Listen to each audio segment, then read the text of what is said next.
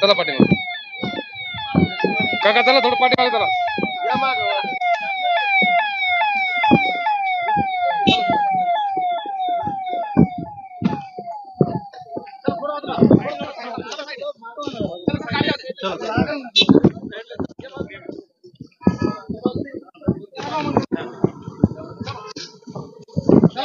थोडं अरे बाकीच्या तुम्ही इथे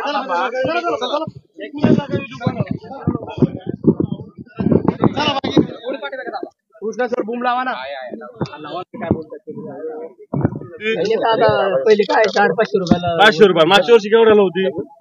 असं 500-600 रुपये वाढली का कमी झाली यावर्षी? वाढली. मग त्याला आता साहेब जे विचारतात, जसं आपलं वखर असतं, नांगर असतं, फवारणीचं यंत्र असतं आणि आता समजा बाकीचे याला जीएसटी लागतो. समजा आपण फट्टा टाकला याला गाव ते तळा योजनेची आपली, त्या फट्टा समजा ₹1,00,000 झाला तर त्याला 16% आपल्याला भरावं लागतं का नाही ते विचारतात. लागतं ना. सगळं वाढलेलं आहे. आणि देतात किती? 6,000 ते सुद्धा मिळाले. बरं वीज कधी असते, दिवसा की रात्री? रात्री किती वेळ असते? किती वेळ असते? 7,000. बरं डीपी नेहमी कंटिन्यू चालू आहे? कधी कधी बंद होती? 4 तास बंद पडली तर किती दिवसांनी येते? 4 दिवस 3 दिवस. तरी रात्र कोणत्या वेळेला वीज येते, लाईन येते? कोणत्या वेळेला? रात्रीच्या वेळेला किती वाजता? 7 वाजता येते, काही 8 वाजता, 11 ते 7. रात्री 11 ते 7. अशीच वेळ आहे साहेब सगळीकडे. रात्री 11 काही काही ठिकाणी 3 ते 3 वाजता. रात्री 11 ते 7 देऊन ते तुम्हाला फक्त बिल आता निवडणुकीच्या तोंडावरची माफ आणि थकबाकीचा काही पत्ता नाही. म्हणजे आपली जी मागणी आहे की थकबाकीसह माफ करा, हे बरोबर आहे की चूक आहे? बरोबर. आता कर्ज साधारणतः किती वाढलं तुमच्या डोक्यात? आता भरपूर कर्ज आहे आमच्याकडे. बरं आपण जी केली होती कर्जमाफी, कर्जमुक्ती, ती काहीतरी मिळाली होती की नव्हती? तुम्ही मुख्यमंत्री होते ना त्यावेळेस पूर्ण माफ केलं, काहीच माफ नाही आम्हाला. केली होती ना. मी खोटं नाही काय काम केलं म्हणून मी तुमच्या समोर येऊन विचारतोय. खरं असेल यांच्या सगळ्या समोर बोला की तुम्ही पण आम्हाला फसवलं. आता हे नुकसान भरपाईचे पैसे निश्चित देऊ राहिले. पत्ता 1 महिना झाला KYC करून द्या. बरं पीक विम्याचं काय हो? पीक विम्याचा पत्ता नाही साहेब. 3 वर्षाला ऐका नाही मला नीट सांगा. आता यांनी जाहीर केली 1 रुपयात पीक विमा. अर्ज भरायला किती घेतात? 300 रुपये आणि एकर माग. एकर मागे 300 रुपये. आणि साधारणतः बघा मला काही अक्कल नाही शेतीतली. नाही मी खरं तर सांगतो, खोटं कशाला सांगू. मी काही शेतकरी नाही, बरोबर आहे. आता तुम्हाला मी विचारतोय पीक कसं, तुम्ही कसली पेरणी करताय?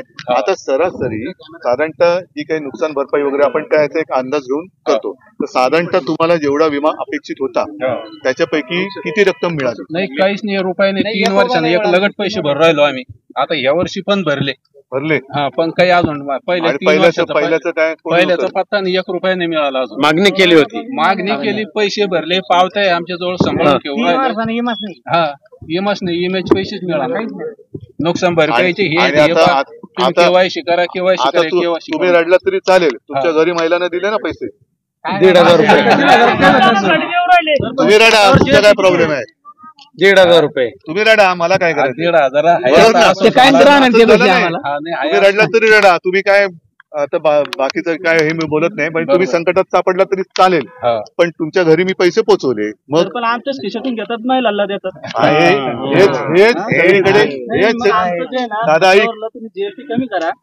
दादा ऐक, हे मी का प्रश्न विचारले हे मी बोलेन, पण मी तुम्ही म्हणजे सगळे काय बोलतील ह्याला तो बोलायलाच पाहिजे, पण जेव्हा तुमचा अनुभव बोलेल तेव्हा खरं आपण जिंकू. मी तुमचं ऐकून मी बोलेन, पण तुमचा अनुभव तुम्ही गावागावात सांगा की कशी फसवणूक आहे. फसवणुकीचे साहेब, बरोबर ना? म्हणजे मी 2-3 मुद्दे उचलले. तुम्ही निश्चित जाहीर केल्यावर तुम्ही 1.5 चं 2 हे केलं तर एका महिन्यात शेतकऱ्याच्या खात्यावर 5 वर्ष गेले सर, ते इतक्या आठी व्हायचे त्याच्यात एक शेतकरी बसला नाही. पण हे आता आपलं काम, माझं नाही. मला मी मुख्यमंत्री होणं वगैरे माझं काही स्वप्न नाही. मी तुमच्यासाठी लढतोय. बरोबर. तुम्ही आता ही तुमची वस्तुस्थिती सगळ्या शेतकऱ्यांना सांगायला पाहिजे, बघ बाबा हे असं आहे. आता हे लोक आपल्याला कसे फसवतात बघा. बरोबर. आणि कारण हे निवडणूक कुठलीच योजना नका आम्हाला, फक्त शेतीमालाला भाव द्या आणि खतावरचा जीएसटी कमी. बरोबर आहे की नाही? म्हणजे मी आता जे बोललो, आता तुम्ही ऐकलं नसेल कारण तुम्ही तुमच्या कामात. मी काय म्हटलं, आम्हाला आमच्या हक्काचं पाहिजे, आम्हाला भीक नको, आम्हाला तुमचे उपकार नको. आम्ही जी मेहनत करतोय त्या मेहनतीचा मोबदला जो योग्य तो आम्हाला द्या. दुधाला 20 रुपये भाव आहे आज सध्या, आम्हाला काही 40 रुपये भाव आहे दुधाला. सरकारने 35 रुपये बिसलरी दूध एकच भाव म्हणजे आज त्याच्यापर्यंत वाट्याचे भाव जास्त आहे. नाही, काय करा? ऐका काही पूर्ण आंबरस एक काम करा, एकदा आपण ना एक तर संभाजीनगर किंवा मराठवाड्यातले फक्त शेतकरी दारांचा मेळावा करा. प्रतिनिधी तिकडे मी येईन, मी बोलणार नाही, यांनाच बोलू दे. तुम्हीच बोलायचं. दुधाला 20 देतात, 20 लिटर दूध आहे दुधाला. पण ते लवकर मागच्या आठवड्यात सरकारने जाहीर केलेलं काही नाही मिळालं, 1 रुपया नाही मिळाला. पुढे महिला हाताला बॅग आहे. आता ते घोषणा करतायत सगळं तुम्हाला घरपोच पैसे मिळणार. हे पैसे काय पहिल्याच पगारी बंद पडले नाही. पगारी कधी यायच्या साहेबाला? पण 1,500 रुपये मिळणार ना 1,500 तुम्हाला. रुपयात काय होतं? गॅसचे भाव 1100ला आहे, तेलाचा डब्बा 1600-2200ला आहे. काहीच होऊ शकत नाही त्याच्यामध्ये, काहीच होत नाही त्याच्यामध्ये. कशाच्या पगारी बाकी आपल्याला ते पहिल्या पगारी म्हाताऱ्या बायाच्या ह्या पूर्ण कंच झाल्या पण नाही संजय गांधी भेटत नाही. नाही काहीला नाही येतच नाही त्या पगारी, सगळीकडे तर महिलांची गर्दी उसळली. येतच नाही त्या पगारी. खताचे बॅगचे भाव किती भरपूर वाढले. कापसाला भाव नाही. कागदपत्र दिले तरी नाही मंजूर झाली. तर आपण जे काय आता मी शेतकरी दारांशी बोललो, आपल्या काळामध्ये जे काय मदत मी करू इच्छित होतो ते पोहोचत होती का तुमच्यापर्यंत? 2 लाखाची जी कर्जमाफी केली होती उद्धव साहेबांनी सरकार असताना ती मिळाली होती का? आपल्या शेतकऱ्यांशी बोललो, हे आपले बरं ठीक आहे, तुम्हाला ठीक आहे. हो बरोबर, बरं ठीक आहे, तुमचं काम करा. हा काय करतो? काय रे बाळा तुझं नाव? 10 वर्ष लोक आपल्या शाळेत घेत नाही. नाही घेत. शाळेत घातला असता. तुझं नाव सांग खरं. अरे सांग रे, लाजू नको, घाबरू नको बाळा. त्याला तुमचं काय म्हणणं आहे मावशी? काय बोलायचं? नाही, थोडक्यात त्यांना त्यांच्या मेहनतीचा कष्टाचा मोबदला पाहिजे, बरोबर ना? उपकार कोणाचे नको, तर आमच्या हक्काचं पाहिजे, बरोबर ना? ठीक आहे. त्याला शाळा शिकवायची आहे ना मला.